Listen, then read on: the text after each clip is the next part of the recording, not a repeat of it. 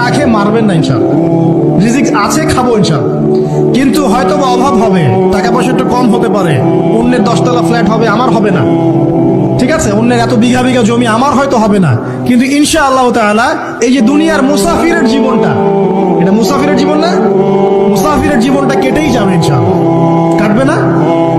যে কোনো ভাবে হোক কেটে তো যাবেই ইনশাআল্লাহ।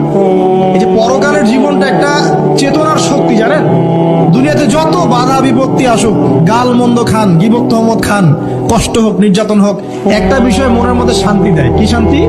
যে এই দুনিয়ার জীবনটা তো আর চিরস্থায়ী নয়, এটা তো আর সারা জীবন থাকবে না। ইনশাআল্লাহ এই অবস্থা আস্তে আস্তে পরিবর্তন হয়ে যাবে। ফাইন্না মাআল উসরি ইউসরা, পরকালে ইনশাআল্লাহ পাবো, দুনিয়াতে না পেলে কি হয়েছে, পরকালে পাবো ইনশাআল্লাহ। যুবক ভাই, এসব জেনা ছেড়ে দেন, আল্লাহ রাব্বুল আলামিন আপনার জন্য হুর রেখেছেন জান্নাত, ইনশাআল্লাহ পাবেন ইনশাআল্লাহ।